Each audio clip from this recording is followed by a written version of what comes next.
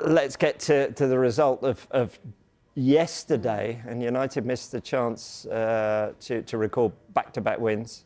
After the game, Ruben Amorim saying that they might be the worst team in Manchester United history. Now, that is quite a statement. What do you think his thinking is here? See, I'm not really sure what his motive is for doing this. I was trying to think as a player, how would I feel if my manager came out and said that? I think probably I'd want to prove him wrong. I think that would probably be my first thought. Then would I think if I was one of those players that's maybe lacking a little bit in confidence, which you can see there's lots of mistakes that's going on with Manchester United at the moment. There's certainly players that are lacking that belief and that confidence. So how would that then affect me in that way? And then I was also thinking, what would the owners think of that? So there's clearly something behind saying it. There's a reason behind saying it. Is he trying to take off that pressure of his team at the moment, that he knows it is a big task, it is a big job. So he's sort of saying, well, I don't have these players. We are the worst team at the moment and things are only going to get better. So I'm not too sure what his motive is. Not sure if it's the right way to go about it. I suppose only time will tell. Do you think they are? Oh, that's a really good question. I think at the moment they're certainly not performing the way that we thought that they would perform in terms of... It's difficult to say because obviously Amorim came in, he's completely changed the style, the way of playing. We said it's going to take time. Even when they got the good result against Everton, I remember him saying there's going to be storms, this isn't going to be smooth. It's always difficult when you do change a tactic, if you like, mid-season.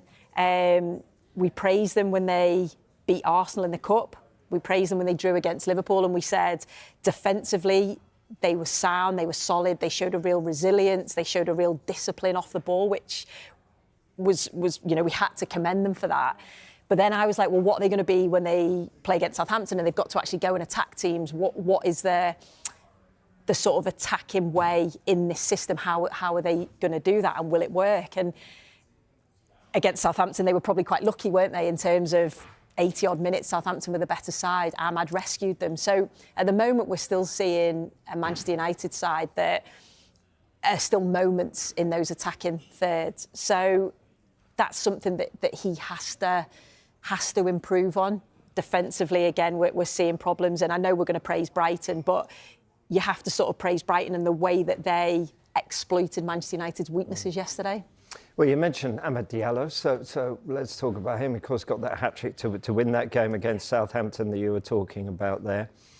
He has, I guess, been the bright spark under this Amorim reign so far. But is there a danger they're relying too much on him, and when he doesn't produce, neither do United? Well, that has been something that we've said, isn't it, for a long period of time, where it's always been on one particular player is going to stand out and make the difference, whether that's Bruno, whether that's Amad Diallo, whether that's Rashford when he had those sort of moments of excellence a few seasons back.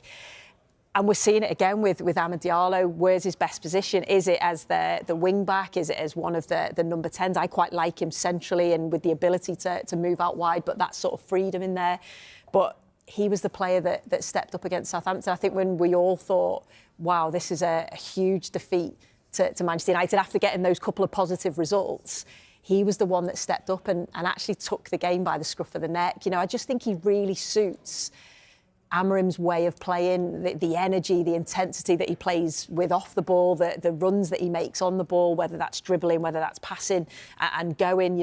We've seen all sorts of things to his game, and he's still a young player, so he's still got time to improve. So he's a player that you look at when you look at this Manchester United side and you go, well, yeah, he fits that way of playing, but how many of the others fit that way of playing?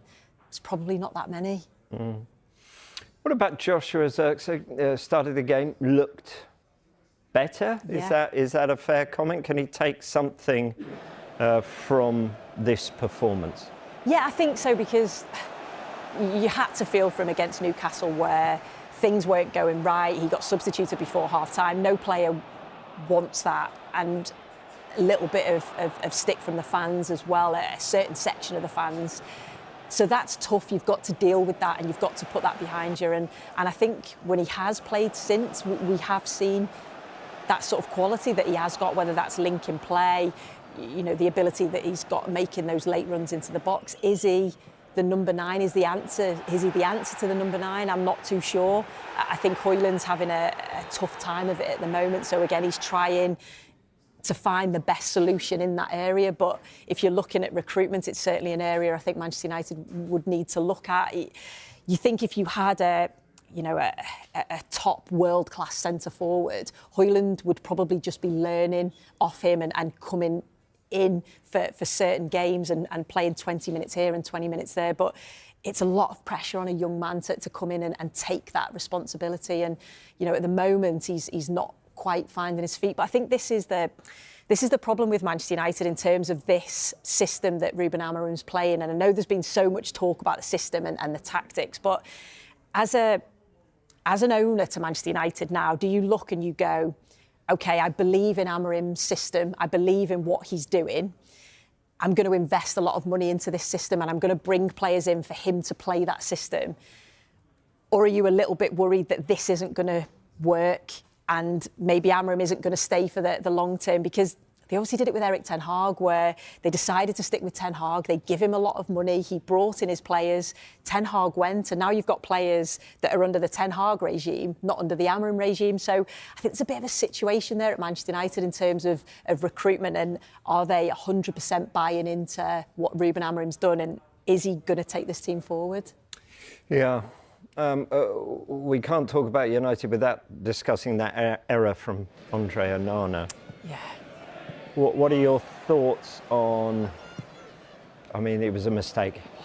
All humans make mistakes, but what about his long-term future at Manchester United?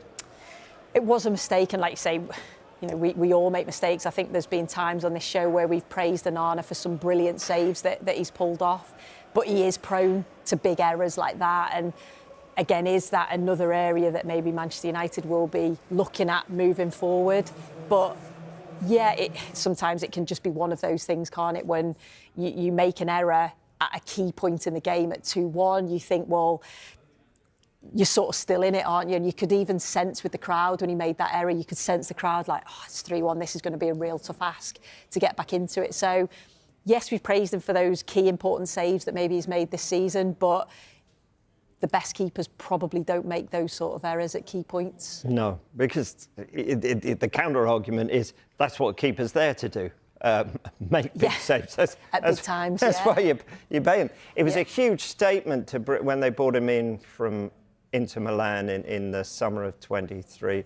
David De Gea then kind of disposed of. But if you think about David De Gea, I mean, he's still only 34. And for a keeper, that's by no means over the hill, is it? And he's currently out in Fiorentina playing out there. Was that a mistake? Should they have stuck with De Gea?